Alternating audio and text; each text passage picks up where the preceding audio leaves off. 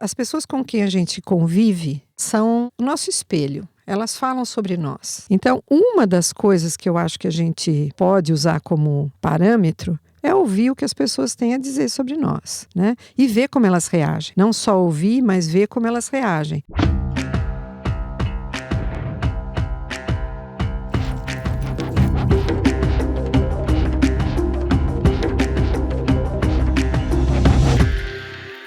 Fala, alquimistas! Sejam muito bem-vindos ao quarto episódio da Alquimia de Si, o podcast que busca trazer um olhar mais apurado e profundo para nós mesmos, sempre buscando por melhoria e transformação como principal missão. Hoje a gente tem aqui a convidada Eliane Chaves, que atualmente é psicóloga, também é formada em enfermagem e filosofia. Obrigado Prazer por estar por com aqui. Vocês. Obrigado por ter aceitado o convite. Imagina, prazer. Bom, a Eliane é formada na Faculdade de Enfermagem da USP. Ela lecionou lá por 30 anos, lecionou na área de neuropsicologia, mas ela também se graduou em filosofia, em psicologia, tem um doutorado em enfermagem e um mestrado em psicologia também. E ela se especializou em terapia cognitiva comportamental e desde 1994, quer adicionar, tirar observações? Você trocou. Troquei, então, por favor. Trocou. Eu fiz mestrado em enfermagem e doutorado em psicologia. É isso, então tá certo. Então vamos começar dos princípios, bem princípios mesmo. Eu tive a oportunidade de ser paciente da Eliane, né? Então isso foi a conexão que nos trouxe até aqui hoje. E aí eu lembro de uma vez, Eli, que você comentou comigo, olha só, que o seu avô, ele te levava para conhecer alguns lugares culturais de São Paulo e tudo mais, assim. Então, queria saber um pouco mais, assim, dessa parte da infância, porque eu acho que talvez tenha tudo a ver com o resultado dessa trajetória que você tem, né? Então, como que começou essa afinação para o autoconhecimento, assim, para as questões de autocuidado e conhecer-se? De onde que veio isso, assim? Olha, só pegando esse gancho que você fala do meu avô, né, que é um ponto bem gostoso, né, da minha vida. Meu avô era artista, ele era um escultor e ele um imigrante italiano. E ele gostava muito de música, de ópera, de coisas assim. Então ele me levava nos domingos de manhã, a gente ia ouvir as óperas às vezes. Para mim parecia muitas vezes, mas talvez nem tenha sido tantas. A gente ia muito no Museu de Ipiranga e ele me mostrava as obras que ele tinha feito, enfim. E assim, eu tinha muito orgulho de tudo isso e ele, de uma certa maneira, me impactava um pouco sobre as questões das artes. Mas, por incrível que pareça, não foi o impacto maior que ele causou em mim, não. O impacto maior foi o afetivo, sabe? Imagino. Porque ele era, assim, meu amigão. Ele tinha 15 netos, mas eu era a neta preferida dele e ele era o personagem preferido meu, né? Passava na frente de todos os outros adultos que me cercavam. Então, assim, é o que a impressão que ele deixou em mim mais fortemente é a impressão afetiva. Sim.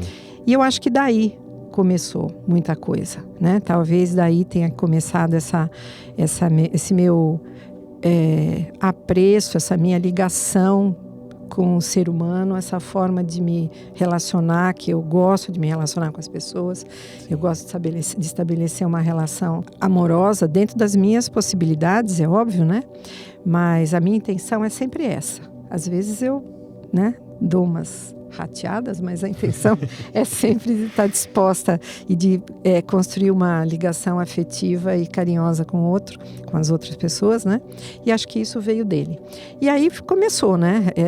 Eu acho que essa coisa que ele acabou despertando em mim, esse carinho todo que ele acabou despertando, acho que ele foi a pessoa mais carinhosa que eu tive na vida e me aproximou muito dessa questão de cuidar das pessoas, estar pronta para as pessoas. E começou com as pessoas, mais do que comigo mesmo, viu, Paulo? Assim, essa coisa de autoconhecimento começou muito mais em me dedicar às pessoas do que a mim mesmo. Eu acho que o meu despertar sobre o autoconhecimento começou já como adulta, eu penso que em torno dos meus 30 anos, 35 anos, aí com conflitos, né? A hora que a vida começa a trazer algumas coisas ruins pra gente, né? Conflitos e medos e inseguranças e enfim. E foi aí que eu comecei a entrar em contato com a psicologia, como paciente, não como profissional. Sim. Bom, aí foi assim uma coisa sem fim, né? Porque aí eu fui me descobrindo, achei que a filosofia poderia me ajudar e me ajudou muito. Eu acho que a filosofia foi uma das terapias mais importantes que eu já fiz. Você escolheu, então, filosofia como uma maneira de se encontrar dentro dos seus conflitos? Não, assim. Na verdade não. Porque eu queria entender um pouquinho mais sobre a vida, etc. Mas no curso, eu descobri que ele tem, a filosofia tem um apelo terapêutico tão bom quanto a psicologia. Mas eu acho que a filosofia foi uma surpresa para mim. Eu não esperava que ela me desse tantas respostas. Porque eu não fui lá para fazer perguntas, né? Eu fui lá para ouvir o que era. E eu sou uma pessoa que gosta de estudar. Eu digo que eu sou uma aluna profissional, né? Pois é. Então eu gosto sempre de fazer cursos e tá. Agora deu uma parada, porque estou trabalhando demais. Mas eu sempre gostei disso. Então eu fui para estudar. Eu não esperava encontrar tanta coisa assim que me posicionasse no mundo, tanto em termos de autoconhecimento, como em termos de relação com o mundo, relação com as pessoas. E aí me ajudou muito mais para a psicologia também, né? Claro. Deu toda a base, né? Porque a gente vê muitas coisas que são semelhantes, ou que até veio alguém, né? Uma determinada teoria, um pensador, ele leu isso aqui para falar alguma coisa que ele está comentando hoje, né? Exatamente. Na teoria dele. Inclusive Freud, né? Começou lá, né? Começou através da filosofia. E acho que as crises existenciais, assim, em algum ponto, claro, né? Todo mundo tem suas especificidades, mas em algum ponto elas devem se esbarrar, né? Então, de repente, chega um paciente lá sofrendo para onde eu vou, o que é a vida, o que é isso? Então, muito. Eu imagino que deve ter te dado uma bagagem enorme, muito. assim, Você sabe que tem horas até que eu estou conversando com meus pacientes, eu fico me perguntando, né? Que a gente estava conversando sobre referencial teórico, qual que eu uso, não sei o quê. Eu gosto muito do Winnicott, mas tem horas que eu estou atendendo e estou conduzindo o diálogo lá com a pessoa que eu estou atendendo, e eu mesmo me pergunto, você está usando o que aqui? É o Winnicott ou é filosofia? Pergunta para si mesma, no caso. Pergunto para mim mesmo. Estou filosofando com essa pessoa. Exatamente, porque atualmente a gente tem muita demanda, né, de questões existenciais. As pessoas estão bem perdidas, com pouca base humana. Falta isso, falta um diálogo até. Algumas têm até vergonha de ficar conversando isso em grupinhos, em grupos sociais e tal. Então, pelo menos elas têm um espaço ali, né, preservado, que ela sabe que ela não vai ser ridicularizada, e que é uma grande bobagem, mas enfim, às vezes acontece, né? Essas conversas até hoje é um estigma muito grande, né, a terapia, porque tem essa coisa de você, ao contrário de, sei lá, o médico da perna, que você vai quando você quebra a perna, a galera tem essa tendência de achar que ir pra terapia é só porque você está quebrado, né? Ou porque você, tá a última esperança, a última atacada, mas na verdade eu acho que não é a última, é a primeira, talvez, no baralho, né? Eu acho, eu concordo com você. Cuidado. Quando eu cheguei lá, quando eu cheguei no consultório da Eliane, eu tava desesperado, assim, eu vim porque eu preciso de ajuda, senão, assim, já era. Já cheguei no fundo, entendeu? Daqui é pra baixo da terra, não tem mais pra onde ir. Tem muito disso, sim. Das pessoas acharem que precisa ter um sofrimento, precisa ter um sintoma, e a maioria tem, né? Pelo menos para fazer o primeiro movimento, né? O start. Mas, não, o ideal seria que a gente fizesse isso assim cotidianamente, né? Como a gente faz musculação, como a gente vai na academia, né? Como a gente faz uma dieta nutricional, quer dizer, é um cuidado. E eu acho que deveria ser, mas acho que isso vai demorar muito para acontecer, você não acha? Acho que sim, pelo menos na nossa cultura, que ainda tem algumas restrições, principalmente esse preconceito mesmo, né? Eu vejo que ainda chega muita gente falando que tem vergonha ou que sofre um grande preconceito da família por estar ali, de pessoas próximas, né? Que rejeitam essa ideia, falam que se tá lá é porque tá louco.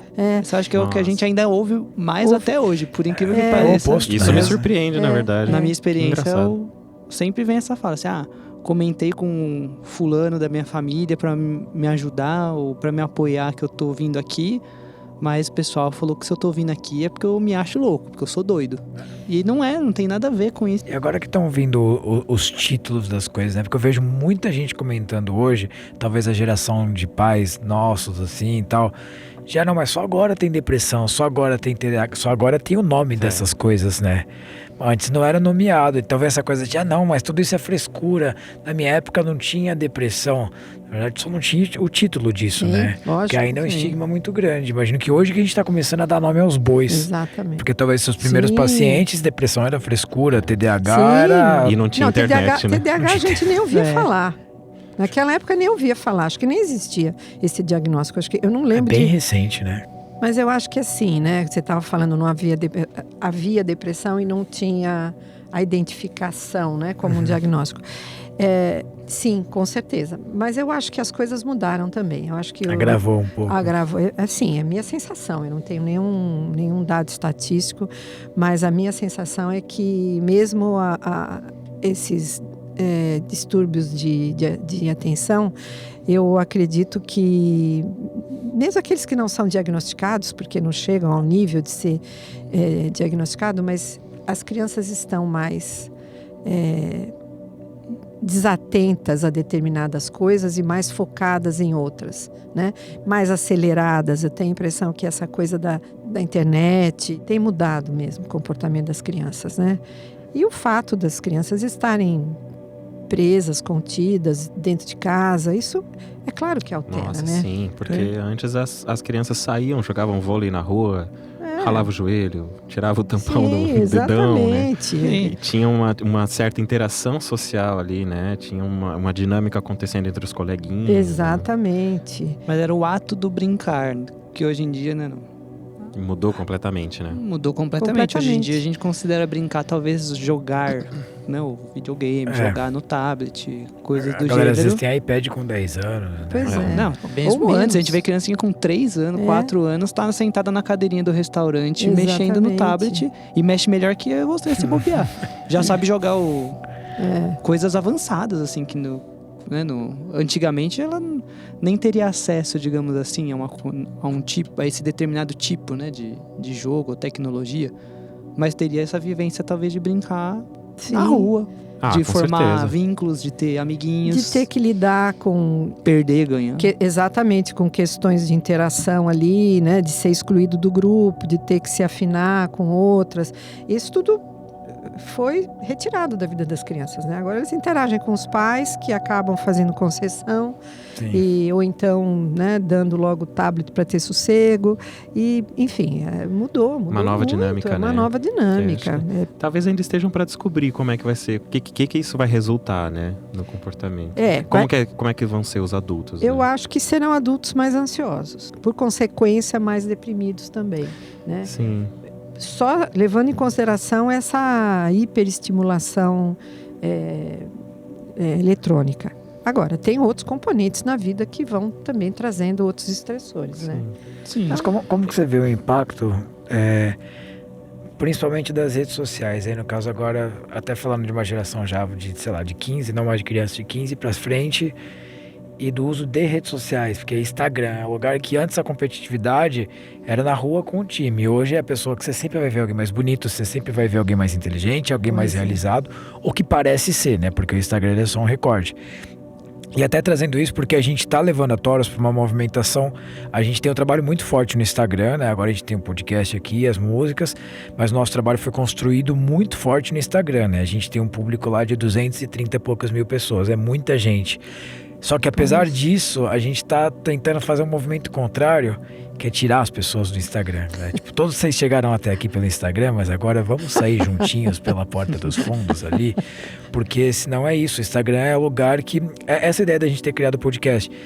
Como que a gente vai aprofundar nesse assunto num story que tem que ter 30 segundos, num feed que... Exato. Cara, é um movimento de um dedo, aqui você passa, você vai pro outro lado do mundo... É um fast food, né? É um fast food de informação. Super mega instantâneo, né? E como que você vê hoje, você já, né, há 20 anos atrás, você atendeu pessoas de 20, 30 anos. E hoje imagino que você também atende. Atendo. E como que você vê a rede social afetando e mudando completamente o resultado do crescimento dessas pessoas? Então, bom, eu acho que tudo tem seu lado bom e seu lado ruim, né? Eu não sou daquela pessoa catastrofista que acha que o futuro é tenebroso, o passado é que era bom. Não acredito nisso, não. Agora, eu acho que a gente está numa transformação muito grande, né? Acho que isso que você fala das pessoas se compararem com aquilo que está na mídia, isso eu acho prejudicial, né? Porque existe lá um modelo que muitas vezes não é real, então não é atingível, né? Isso causa, assim, frustração, causa autodepreciação, então, principalmente nos adolescentes, né?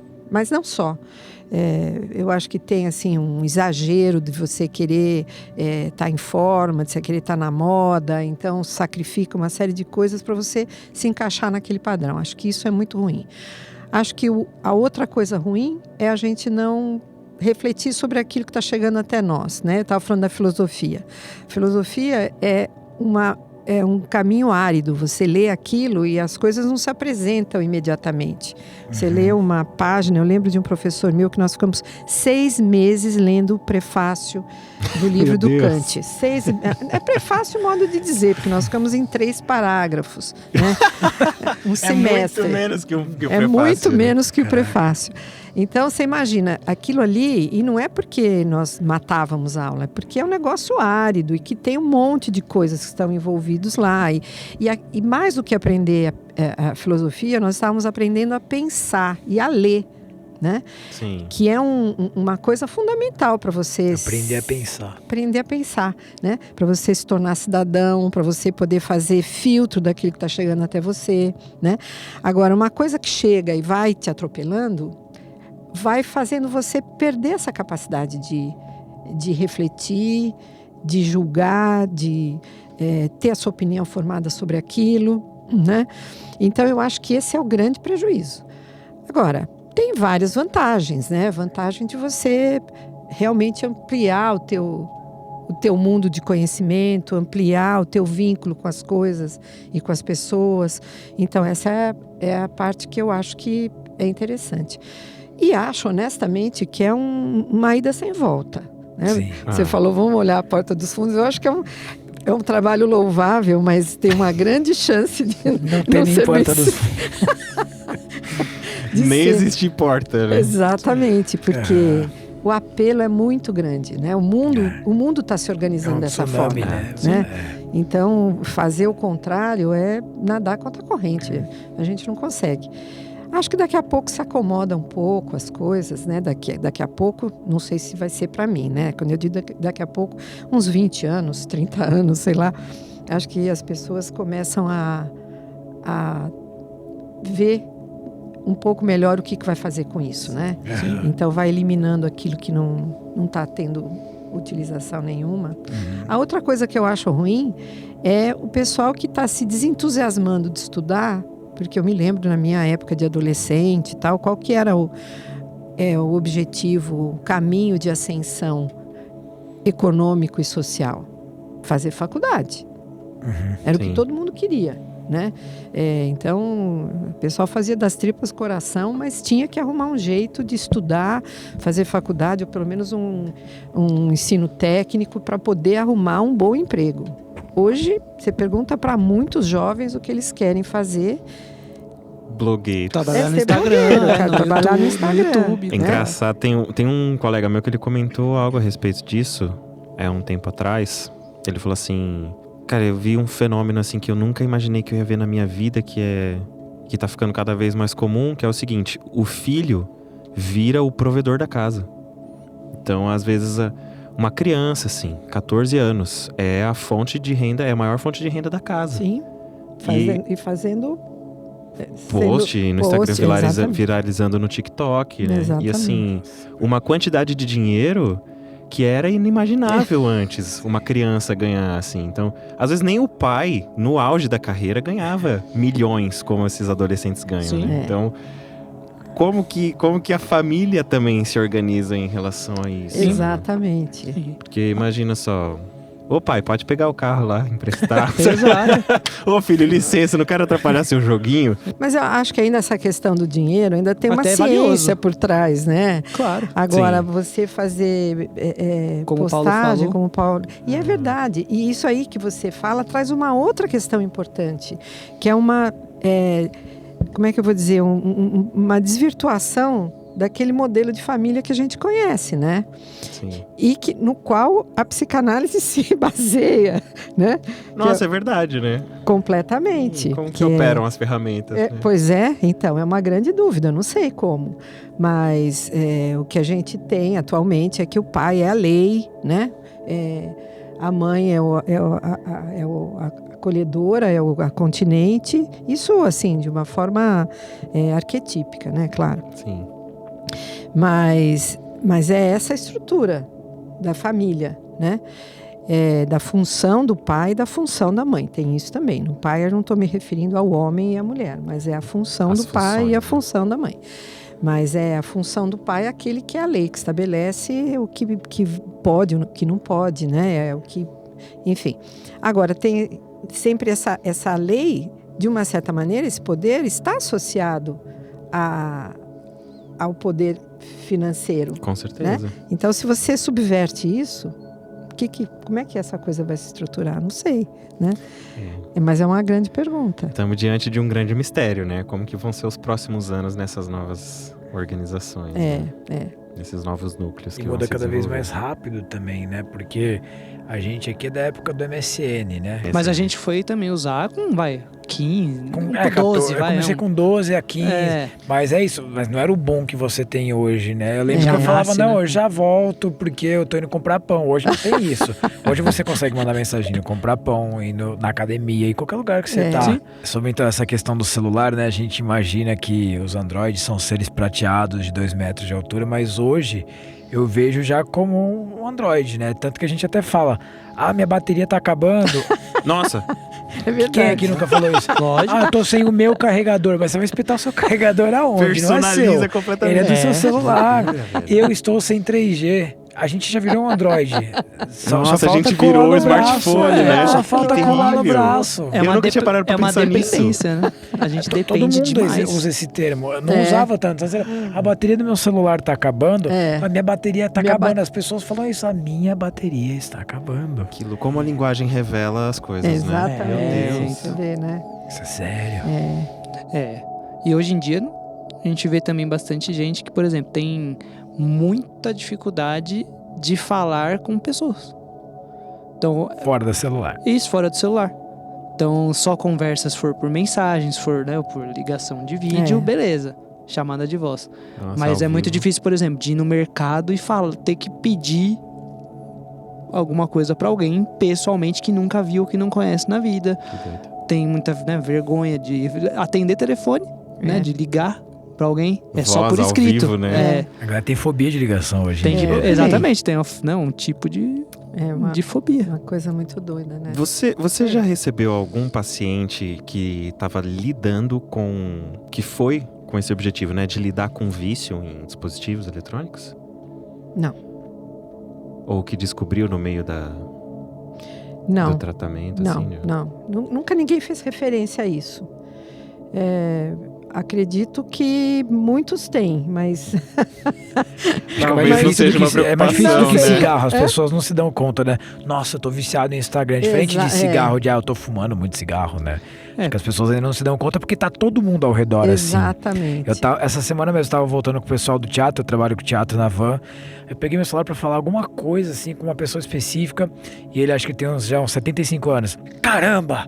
Aqui, ó, todo mundo com o celular, olha ao redor aqui, que cenário assustador. Tá você, tá ela, tá ele.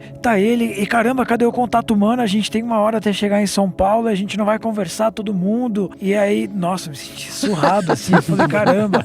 Cara, que uma coisa a gente tá no metrô. Eu já parei pra pensar isso também. Às vezes você olhar no metrô, você vê todo mundo que ok, compreensivo até, às vezes tá no metrô sozinho, mas você tá numa van com 12 pessoas, você tá pegando o celular pra falar com uma pessoa. Paradoxo, né? É uma fuga do quê, né? Escondendo de quê, né? De quem? Mas eu acho que assim, né? Você está me perguntando de vício. Vício é uma coisa muito difícil das pessoas identificarem, né? Seja ele qual for. Seja ele cigarro, como você falou, Sim. substância química. Até os mais graves, né? Alcoolismo, essas coisas, né? Não sei se as pessoas o alcoolismo, identificam de cara. muitas vezes, a família é que induz a pessoa a prestar atenção em si mesma, e, enfim. Mas não é muito fácil as pessoas admitirem que tem algum tipo de vício. E o celular, né? Assim como o álcool, de uma certa maneira, como ele é socialmente induzido, muitas vezes... Sim. E acolhido socialmente, aí eu acho que é mais difícil ainda. É difícil ver o parâmetro, porque tá todo mundo meio que num nível parecido, E né? qual é o prejuízo, né? Porque, por exemplo, o alcoolismo, você vê qual que é o prejuízo, né? A família desestruturada, etc. Você vê também uma pessoa usuário de anfetamina, ele começa a ter prejuízos no trabalho, enfim, quando é muito intenso, né? Agora, esse tipo de eletrônico, é difícil você saber qual que é o prejuízo, né? Porque ele traz um afastamento entre as pessoas. Sim. E qual o problema? Entre aspas, a pessoa continua funcional para a sociedade, continua funcional, né? exatamente. Sim. Quer dizer, a família está mais afastada, os membros da família não se conectam muito. Mas, assim, a princípio, isso não é visto como um grande problema. Sim. Né? E quando é problema, geralmente, pelo menos na minha experiência, o que eu vejo, a intervenção é pessoal, sabe? É localizada em um elemento da família, ou dois. Sim. Não é todo não mundo, é tratado, né? como família. Isso é um problema da família. Isso é um problema do fulano, problema do ciclano, mas não é, né? Porque a família deu condições daquilo ali se tornar um problema. Né? E ela também sofre consequências, Também né? sofre consequências. Pensando em vício, claro que cada um tem sua história, cada vício começa de um lugar, mas qual talvez um pequeno ponto em comum que você vê como raiz, assim, as pessoas, por que elas se viciam nas coisas? É fuga, né? Fuga da realidade. Existe o uso de substâncias recreativas e aí tudo bem, né? Isso não conta. Agora, o vício mesmo é fuga da realidade. A realidade é muito difícil para essas pessoas entrarem em contato com ela, então é mais fácil viver. Qualquer uma delas, vício de trabalho. Essa então mais ainda, né? Nossa, porque aí ela até tem essa coisa do workaholic. Apoiado, não é uma coisa, é uma virtude, né? Sim. É alguém ser extremamente dedicado ao trabalho. Olha, a pessoa se mata de trabalhar, isso é como se fosse uma qualidade, mas é um vício, né? E ela também destrói relações, ela traz uma série de problemas, destrói a saúde da pessoa, Sim. né? Mas de uma certa maneira é uma fuga. Ela não está querendo entrar em contato com outras coisas além do seu trabalho. E ser elogiada por essa fuga. Putz. Né? Aí tem um carimba reconhecimento, tudo, né? Tipo, o cachorro destrói o sofá, você ainda fala, E leva bonitinho, Não é? Isso aí. Você tem alguma sugestão de como você mesmo identificar para você ser o próprio agente que vai buscar essa ajuda? Como que a gente pode ficar Como que vigilante? identifica Como que a isso? gente fica vigilante, né? Eu penso que assim, as pessoas com quem a gente convive, elas são o nosso espelho. Elas falam sobre nós, que a gente às vezes não olha para as pessoas que estão ao redor da gente, mas elas trazem informações importantes sobre nós. Então, uma das coisas que eu acho que a gente pode usar como parâmetro é ouvir o que as pessoas têm a dizer sobre nós, né? E ver como elas reagem. Não só ouvir, mas ver como elas reagem. Às vezes elas reagem de uma forma hostil e a hostilidade, salvo questões específicas, ela é reativa. Né? Eu agrido alguém porque de alguma maneira eu me senti agredida. Então, se alguém, por exemplo, no âmbito familiar, né, existe muita reclamação, muita hostilidade, eu acho que é uma das dicas a gente se olhar e se perguntar o que eu estou fazendo de errado, né? E muitas vezes esse erro está vinculado ao vício. A outra coisa é a gente imaginar, prestar atenção para o funcionamento do nosso próprio corpo.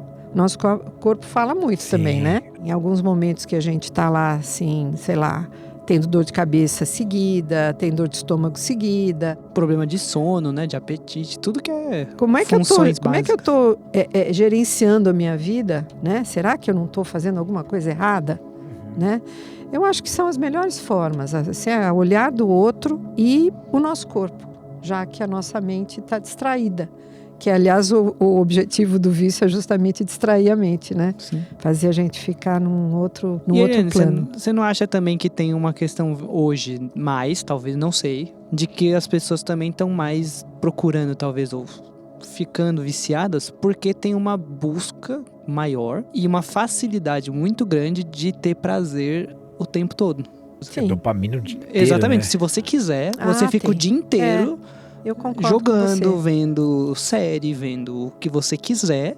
O que tiver, tá tudo disponível o tempo todo. E você pode, se você, lógico, escolher estar o tempo todo, né? Talvez conectado com alguma coisa que te dá essa sensação só de prazer. Então as pessoas também ficam com uma dificuldade, né? De lidar com uma frustração, com qualquer coisa com de não negativo. prazer, né? Nem às vezes algo negativo, é o não prazer. Não, porque se o tempo todo... A vida não tem como ser uma linha reta. Esse conceito de ser alguém feliz, ser alguém triste, não tem nem como você ser, porque é um estado, né? Porque no Instagram...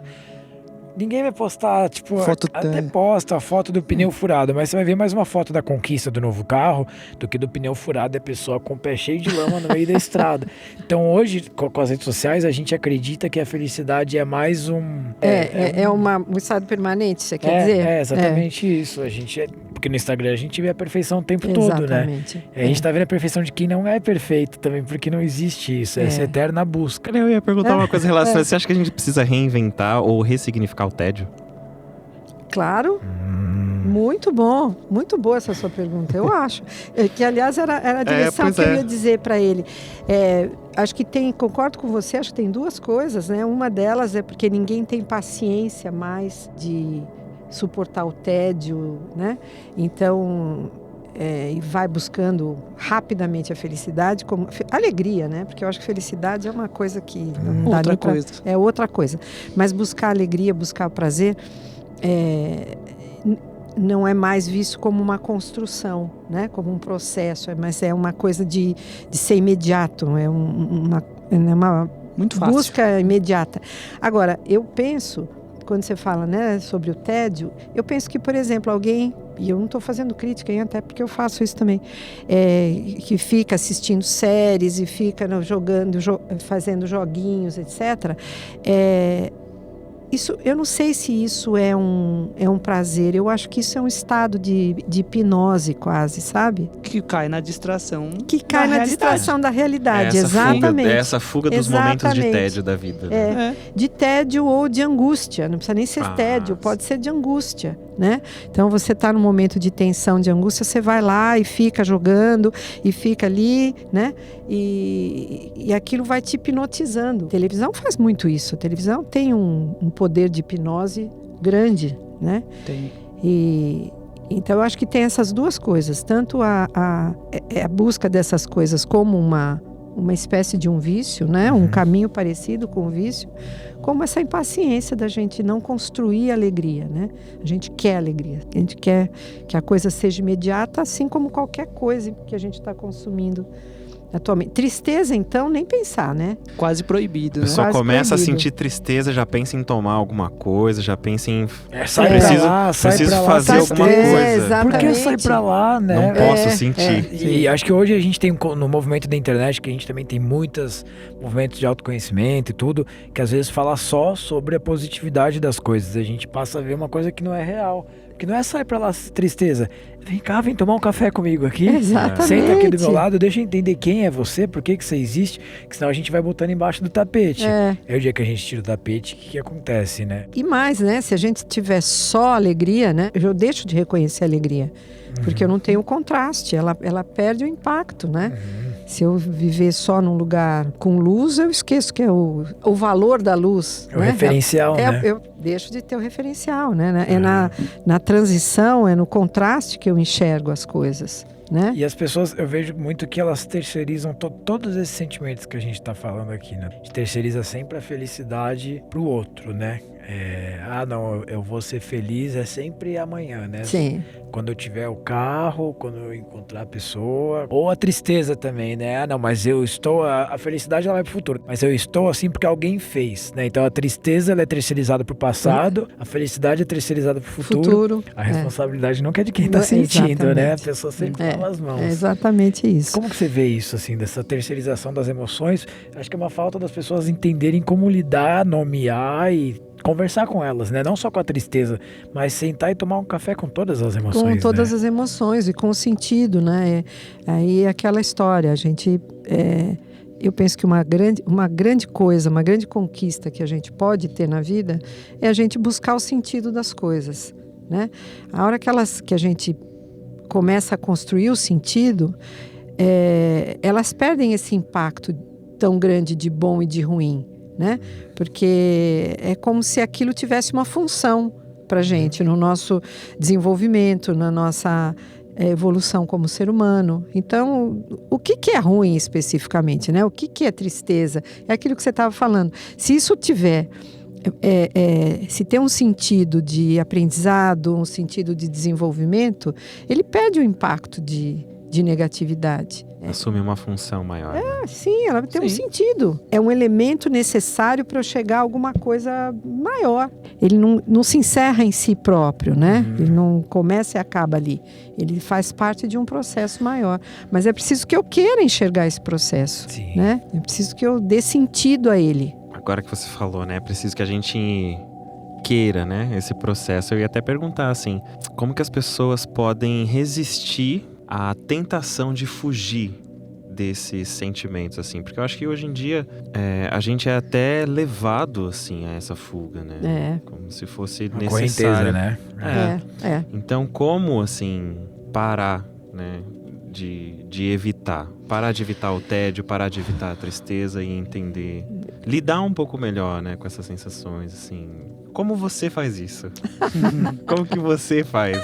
Olha, é um trabalhão, mas eu penso assim, isso é um aprendizado, né? A gente vai fazendo isso com muito esforço. É uma coisa que não dá para, eu acho que não dá para ensinar com palavras, a gente tem que ensinar com comportamento. E acho que é uma tarefa que terapeutas têm, que pais têm, que professores têm. Eu vou te dar um exemplo. Eu escuto muito, assim, quando as crianças saem de férias, né, das pessoas que eu atendo, e de pessoas que me cercam, preocupadas em, o que eu vou fazer com meus filhos agora que eles saíram de férias? Né? Eu acho que vocês já escutaram isso. Com certeza. Né? Com certeza. Meus pais nunca se preocuparam em como eu ia aproveitar minhas férias. Claro, a gente viajava algumas vezes e tal, mas quando a gente estava em casa, a maneira como eu ia fazer uso do meu trabalho, do meu tempo livre, era uma criatividade minha. Era como se fosse dito a mim, você tem tempo agora. O que você vai fazer do seu tempo? Decida o que você vai fazer do seu tempo. Sim. Escolha o que você vai fazer do seu tempo. Televisão não pode assistir, porque na minha época de criança a gente só assistia televisão depois das 6 horas, das 6 às 7, porque às 8 era horário do meu pai assistir jornal. Então era 1 hora, 2 horas de TV. E o resto do tempo, o que você vai fazer? Pois é. Né? Quando você não tem um smartphone na sua mão, como que você lida com o mundo e com o tempo que você tem, né? E o tédio é uma escolha sua, né? Não havia tédio, porque aí eu já começava assim a inventar que eu tinha que ir no quintal fazer não sei o quê, que eu tinha que ir no jardim, tentar fazer enxerto de plantas, aquilo que eu achava que era enxerto, ficava fazer experiência com insetos, toda criança fazia isso, né? A gente inventava brinquedos. Que criança faz isso hoje? Então, não existe estímulo, porque os pais se antecipam e já vão levar no parque, já vão fazer isso, já vão fazer aquilo. Não dão tempo da criança criar o seu próprio tédio, entendeu? Sim. Então, a criança perceber que é função dela. Então, quando você me fala como é que a gente faz para lidar com o tédio, a gente tem que sentir o tédio primeiro, né? Com muita parcimônia, com muita paciência. E aí sim a gente dá espaço para alguma coisa se movimentar dentro de nós, né, em direção a algo. E esse algo é a criatividade. A criatividade surge daí.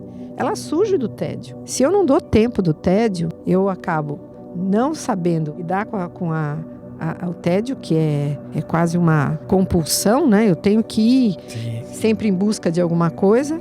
E mais, eu estou embotando a minha criatividade. Eu não crio, eu me aproprio, né? Como é uma coisa imediata, a criação nunca é imediata. A criação, ela exige uma gestação, não é? Sim, não é, artista? se constrói, pois é. A gente sabe bem, se constrói aos poucos. Se né? constrói não é de aos uma hora pra poucos. outra. Você precisa dar tempo daquilo gestar. É uma gestação, realmente. Agora, se você fica tão incomodado com o vazio que você tem que se apropriar de qualquer coisa, aí é qualquer coisa, né? Legal você falar de vazio, porque no É. episódio anterior que a gente vai lançar, aliás, Já foi lançado pra já quem foi tá ouvindo lançado agora. pra quem né? já tá ouvindo, com o Daniel Rey, ele fala muito sobre isso, sobre o vazio, né? E eu até trouxe que justamente quando você tem um quarto vazio, você pode pintar a parede com o que você quiser, colocar o móvel que você quiser, botar a cama, botar um trampolim, uma piscina. Dançar no espaço vazio.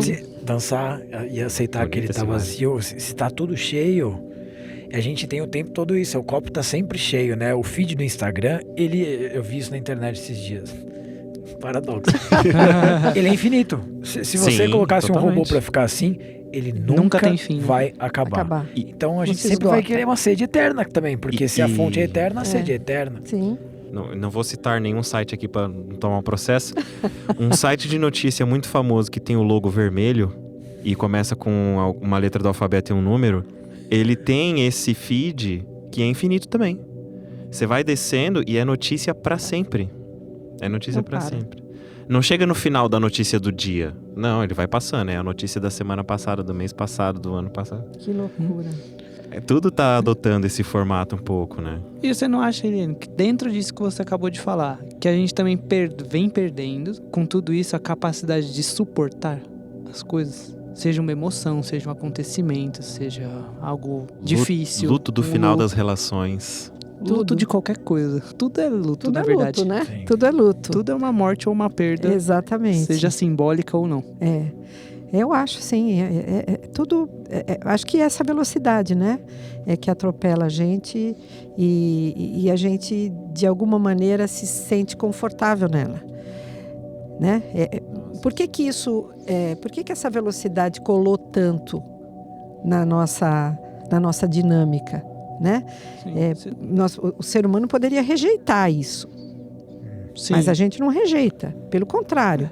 Né? A gente abraça. Você não- A gente abraça, acolhe você e tem entra alguma- no... Você quer falar um pouco, né, de qual seria a Você sua tem alguma ideia? hipótese? Isso que eu ia perguntar agora. por que que a gente- pessoalmente mesmo, É. assim. Você olha pra essa situação, assim, e Por que será, por né, que você grudou? acha que cola? Eu acho que vai na mesma linha dessa ânsia da gente realizar coisas, sabe? Eu acho que existe uma predisposição humana da gente realizar e sair da dúvida, sabe? Acho que a dúvida é uma coisa angustiante. E a gente quer sair desse estado de suspensão, né? A suspensão é muito incômoda. Existe uma teoria do Nietzsche, por exemplo, que ele diz que a ciência é uma criação humana não para trazer a verdade propriamente, mas para nos tirar da angústia, do vazio que o universo traz. Então, não tem nada a ver com verdade. Tem a ver com angústia. Ao invés de ficar olhando pras estrelas, deixa eu estudar, deixa eu pensar o que é. Como pra é ter que alguma é cer- feito? pra ter Para esse ter negócio? alguma certeza. certeza. Ah, Né? entendi. Pra ter É mais alguma profundo certeza. do que isso. Exatamente. Porque se eu achar que nada do que existe aqui está no meu controle, é insuportável. Então a gente vai buscar certezas e dizer, não, isto é uma busca do ser humano sair dessa angústia de alguma maneira. E é por isso que a gente vai se colando em coisas que vão, de alguma maneira, anunciando que aquilo pode ser informação importante, que pode me trazer algum benefício, que pode me trazer algum controle sobre algo. Então a gente vai buscando, né? E aí vai aumentando a angústia. E aí a gente vai Buscando mais. buscando mais. Né? E você não sente que também pode ter um pouco a ver com uma questão de uma certa onipotência nossa? De que isso dá uma sensação também, né? De que a gente pode tudo, sabe de tudo. tem acesso a tudo, que pode controlar talvez mais do que controlava antes, ou prever melhor as coisas para se defender já antes de acontecer. Tá em um lugar mais pré-determinado, né? Acho que sim, acho que sim. E veja que interessante, né? Essa velocidade, essa leitura rasa, né, das coisas, porque é claro, você lê em 10 segundos, 20 segundos, sei lá o quê. Então, essa leitura rasa vai te dando essa sensação de que você está no controle, de uma certa maneira, uma onipotência. E é justamente o contrário que a reflexão faz conosco, né? A reflexão vai trazendo para a gente a sensação de que nós não sabemos absolutamente nada, que a gente não tem controle sobre nada, que nós somos um pontinho assim ínfimo no universo, né? Então faz o sentido contrário. E é isso que eu estou dizendo, né? Talvez essa sensação de que a gente não tem controle de nada, etc., é que é muito insuportável para a maioria de nós, acho que para todo mundo em alguma medida, né? Indo nesse sentido da angústia, né? Você acha que é possível se conciliar com a angústia sem se entregar para uma fuga? O episódio passado, quem não ouviu, ouve lá, por favor, que é preciosíssimo. Ele traz uma perspectiva de realmente se entregar para essa angústia e ver a partir daí como que a vida pode ser vivida, né? Olhando para essa angústia como algo natural, como você mencionou, né? Que faz parte da nossa existência, né? Mas sem a necessidade de ter que preencher essa angústia com coisas mais grandiosas, porque afinal de contas ela nunca vai ser preenchida. Você acha que é possível chegar assim? Olha, vou falar o que eu lembro de Freud, que ele diz que nenhum de nós consegue viver na realidade 100% do tempo.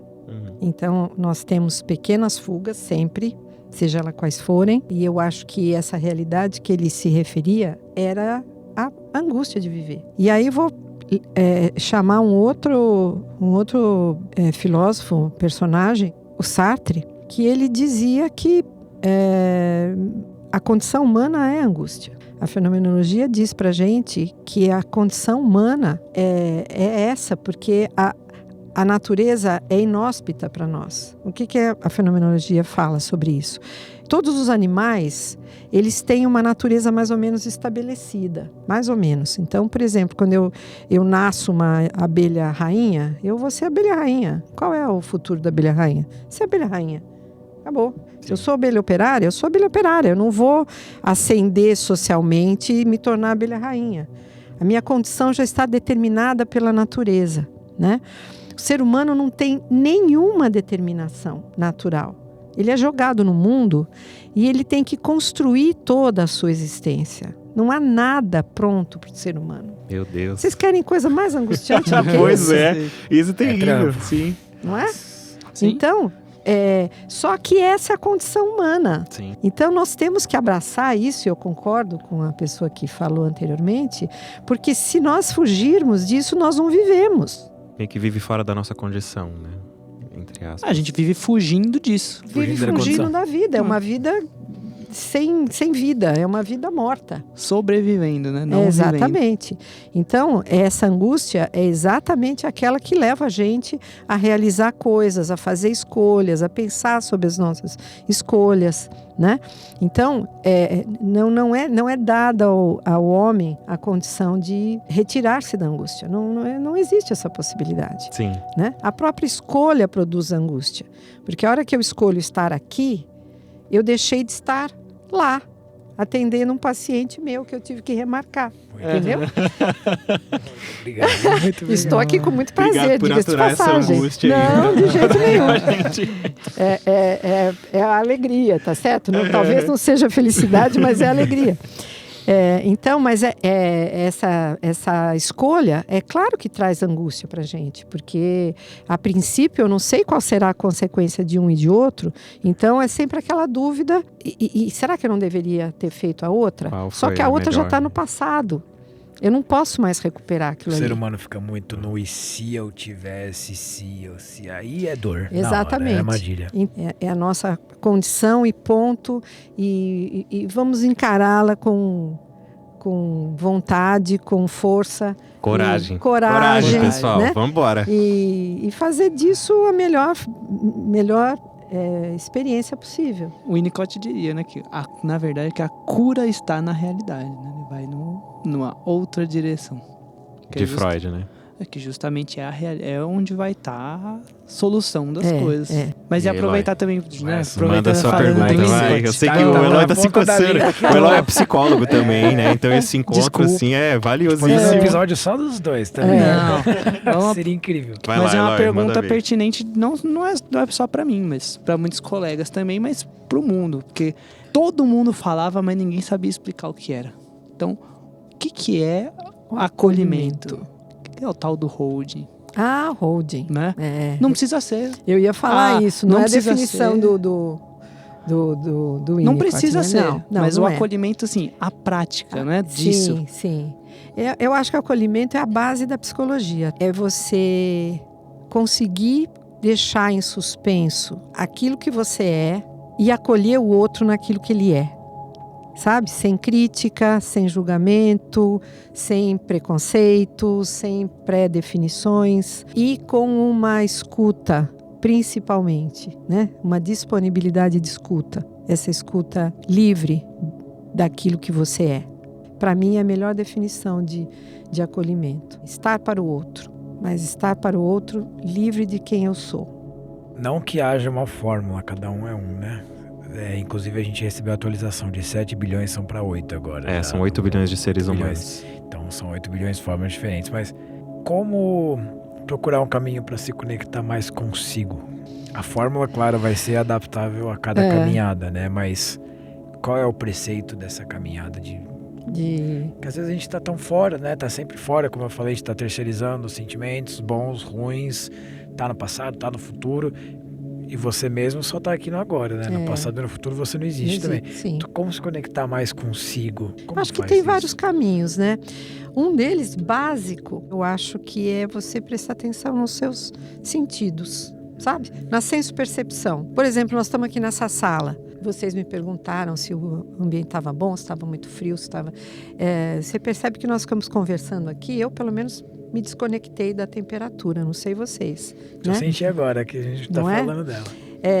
Então a gente se desconecta de várias coisas o tempo todo, que são elementos que vêm da senso-percepção, daquilo que eu percebo do ambiente, daquilo que eu percebo. Mas mais do que perceber, é estabelecer um julgamento sobre eles. Como é que eu me sinto em relação a isso? Né? Então eu escuto um som, isso é sensação. Mas eu vou analisar esse som. Como é que eu me sinto em relação a isso? Isso é bom para mim? É ruim para mim? Me faz bem? Me leva para um outro lugar? Né? Então, eu acho que esse é uma coisa muito básica, mas que a gente faz muito pouco. Será que a gente para sentir a água escorrendo no nosso corpo, por exemplo? Sabe? Será que a gente para sentir, sei lá, o perfume do sabonete? Não, né? A gente não faz essas coisas. O nosso autoconhecimento, essa nossa percepção da gente começa por aí. Agora, tem outras formas, né? Tem, por exemplo, meditação, coisas que você lida com o seu corpo de novo, mas aí entra a sua mente também, né? Existem várias coisas, várias atividades de yoga, meditação e outras coisas mais básicas, por exemplo, leitura, né? Por exemplo, um filme que eu assisto e que a hora que eu acabo de assistir o filme eu desligo o aparelho de TV e não faço um exame de o que isso me tocou, o que esse filme falou sobre mim, ou como é que eu me enxerguei nisso, né? Muitas vezes a gente é tão interessante, muitas vezes a gente até se emociona, né? Assiste alguma coisa, se emociona com aquilo que assistiu, mas a gente não se conecta com aquilo que nos emocionou. Por que eu estou emocionada, afinal de contas? Nossa, é verdade. Não é? Engraçado. Eu choro muito em filme, mas eu nunca parei pra pensar nisso. Por que eu tô chorando? Porque onde foi que isso me tocou, né?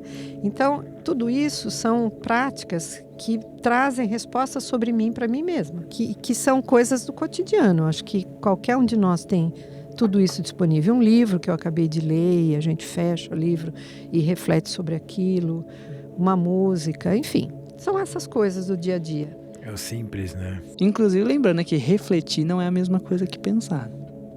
Não. Ah, peraí. Não. Que muita Elabora gente aí. acha Pensar a a mente, mesma ela coisa. pensa o tempo. Ué, pensar você não precisa fazer nada. Você não precisa ter intenção nenhuma, você não precisa ter direcionamento nenhum. Entendi. Se você ficar parado, aparece uma cacetada de pensamento na sua cabeça mesmo sem você querer. Sim. Agora, refletir, não. Você vê que ela teve a intenção de perguntar algo a respeito do que estava acontecendo. Colocar uma energia. De ir pra né? dentro, de ter uma finalidade. Você tá buscando algo, mesmo sem saber o que é, mas você tá tem uma busca, tem uma intenção de. Refletir é pensar sobre o pensamento, né? E quando você falou julgar, também não é no lugar do julgador do carrasco, né? Não, é do não. julgador identificar, né? É, exato, Peraí, identificar. Por que é o julgamento que a gente também tem a palavra julgamento muitas vezes de uma forma negativa, Negativa, né? não. Mas por exemplo, eu vou julgar que essa água aqui tá geladinha. Eu não tô Exatamente. sendo um carrasco. A gente tem que ser assim com nós É você mesmos, dar uma né? característica àquilo, né? Aham. Você conseguir identificar algumas características daquilo ali, né? Que normalmente a gente não faz. No atropelo, a gente não costuma fazer isso, mas é uma maneira da gente começar a identificar o que é bom para nós, o que não é. E não é só no sentido de ser bom ou ruim, mas é no sentido de tentar dar nome. Isso é uma coisa importante também, a questão de dar nome, sabe? Existe também uma linha na psicologia que diz que a gente se apropria das coisas a hora que a gente dá nome a elas. Né? Sentimentos, relações. Exatamente, sensações, sentimentos, né? E é uma coisa que a gente até orienta pais a fazerem com seus filhos, né? Quando a criança está, sei lá, chorando, estimular, perguntar para a criança, mas o que está acontecendo? Por que você está chorando? O que você está sentindo? Né? Mesmo que ela não entenda a pergunta, mas aquilo vai sendo introjetado dentro dela, ela vai começando a buscar a resposta. Né? Dar nome. Então, dar nome também é uma forma da gente entrar em contato conosco mesmo. O que é que eu estou sentindo? Vamos dar nome a isso. É tristeza, é raiva. E a hora que a gente dá nome a uma coisa, a gente se apropria daquela coisa. Sim. É interessante isso. E a hora que a gente se apropria, a gente está no controle. A gente pode dar um destino àquilo ali. Se eu estou com raiva de alguma coisa, agora eu identifiquei, estou com raiva. Tá bom, o que você quer fazer com essa raiva? Aí começa o trabalho, né? Aí começa o trabalho. Nesse sentido, você acha que a arte, a poesia, a música, enfim, todas as formas de arte, assim, elas têm capacidade de ser um símbolo que representa, de repente, uma emoção que não tem nome, ou uma experiência que não dá para colocar um nome, mas que a pessoa consegue relacionar, de repente, com um poema ou com um quadro? Sim, muito. A arte é companheira da psicologia, né?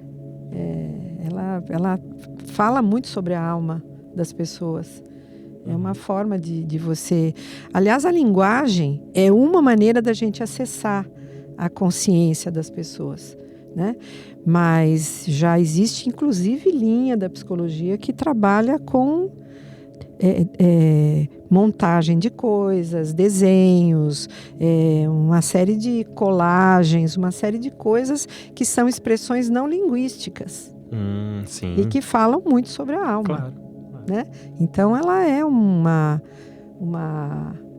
Aliás, é uma forma até mais, como é que eu vou dizer, menos defendida, né? Para você tratar, identificar o que existe na interioridade das pessoas, porque a linguagem ela é muito filtrada, Você diz né? defendida no sentido da pessoa não estar se defendendo, Exatamente, né? Mas porque a pessoa se expõe mais, né? Sim, ela se mostra mais, né? Sim. A linguagem ela vem com uma série de filtros. Então, é o instrumento que a gente usa para trabalhar.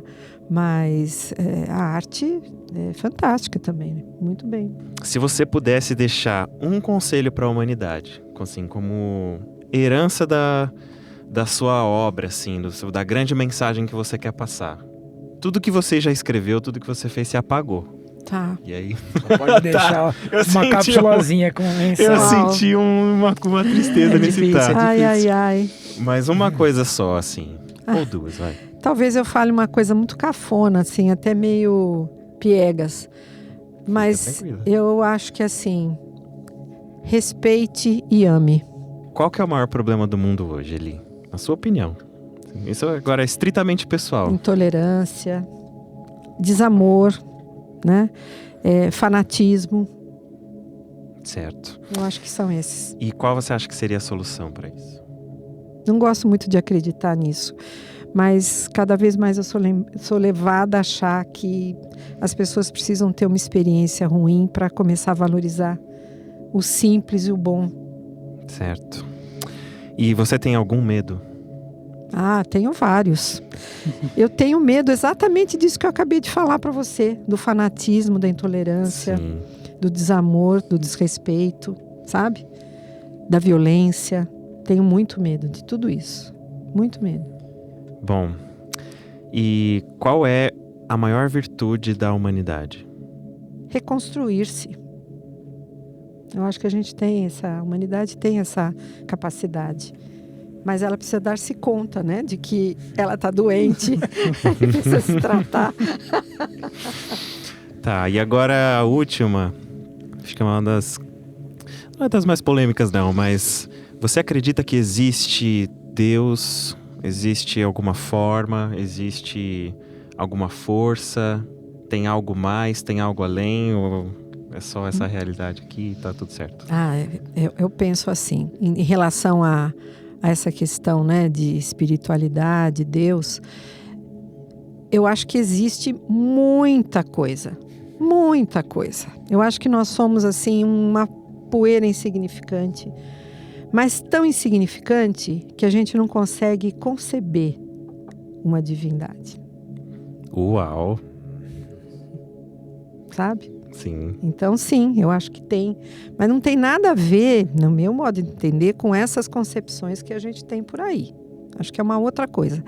Mas nós vamos precisar morrer algumas vezes para a gente evoluir muito como ser vivo nesse planeta ou em outros, para a gente chegar perto do que é uma coisa divina, sabe? Mas acho que tem sim. Uau. Muito obrigado. E existe um propósito em estar aqui? Eu penso assim, sabe? Existe propósito em existir o seu fígado ou o seu rim? Tem. Qual é? A função que ele desempenha. Exatamente. Para mim é a mesma coisa, sabe? Se você pensar o universo como um grande organismo, nós temos uma função. Sim. Só que eu acho que o seu rim não sabe qual é a função dele, nem o meu. Ou ele sabe tão bem que ele, né, já nasceu sabendo, né? Né? Mas tem uma função. Mas é verdade. Então eu enxergo isso. Eu enxergo assim o universo, a existência como um grande organismo. E tudo tem o seu propósito, né? E tudo tem a sua necessidade. Mas nós não precisamos saber dela para saber que nós somos importantes. Somos importantes, sim. Estamos aqui. Qual é o propósito? Também não sei. Sim. Não me é dado a saber isso porque eu não entendo essa divindade, né? Mas eu respeito e acho que ela está... Nós estamos aqui para isso, para esse conjunto, né? E acho que isso vem muito, esse desejo de saber, né, qual é a nossa função, qual é o nosso propósito. Eu acho que vem muito em resposta àquilo que você falava da nossa onipotência, entende? Então nós precisamos nos apropriar dessa função para falar, olha, eu sou, não sei lá o que eu sou, mas existe sim um conjunto que a minha presença aqui faz sentido. Né? Eu preciso estar aqui para completar esse conjunto.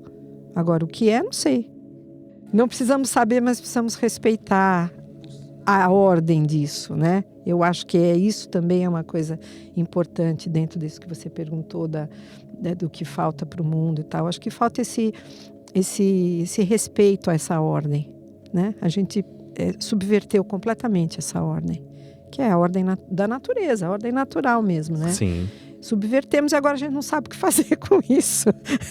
Como consertar isso? Aí vem mais tecnologia, mais destruição e vamos ver onde é que nós vamos chegar, né? Amém. Para fechar, tem alguma coisa que você gostaria de falar, que você acha que seria importante as pessoas ouvirem? Qualquer coisa. Alguma frase, uma palavra? Eu gostaria de dizer assim, que eu acho que o que nós fizemos aqui, para mim foi uma coisa muito prazerosa e uma coisa muito mais importante do que a gente pode imaginar, né? Porque nós, independente do que as pessoas ouçam e achem, gostem ou não gostem, nós fizemos um bate-papo importante, Sim, né? Sim. Eu acho que uma reflexão gostosa. Nós crescemos com isso aqui, Sim, né? Sim. Então eu acho que o que eu gostaria de dizer é isso. É assim que a gente cresce, Sim. né? É assim Muito que as obrigado. coisas caminham. Eu acho que num sentido bacana, né? Como que as pessoas podem entrar em contato com você? Tem algum WhatsApp, Instagram? Como que... Se alguém se interessou nessa conversa e quer... Olha, eu não uso Instagram, eu tenho, mas não uso. Não uso Facebook, não posto nada. Quem se interessar, manda uma DM pra gente. A gente passa É o número melhor, só pra essa tá? pessoa, pra não publicar Perfeito. o celular é. lá também. Maravilha. Melhor. Então, mais se você seguro. quiser conversar mais com a Eliane ou quiser ver, né, como você pode se consultar com ela também, manda uma DM pra gente que a gente te passa o número. A gente escolhe estar num lugar, a gente deixa de estar em outros 1000 lugares. Então, não só talvez na terapia que você teve que remarcar, mas obrigado por estar aqui ao invés de estar em outras milhões de opções. Isso é muito valioso pra gente. Assim. Pois Então, é. Eu é que só agradeço, por foi um isso. prazer, viu? Um Obrigado. bate-papo muito gostoso. De poder saber mais, assim, sobre a sua história. E eu tinha certeza que ia ser preciosíssimo, assim, essa conversa e definitivamente foi. Então, muito Valeu obrigado. pra quem tá Obrigada. ouvindo aí também. Daqui 2 semaninhas a gente tá lançando mais o próximo episódio. Não se esqueça que se você quer se transformar, você quer ser melhor do que você é, você também é um alquimista. A alquimia é o poder de você se transformar e ser melhor do que si mesmo.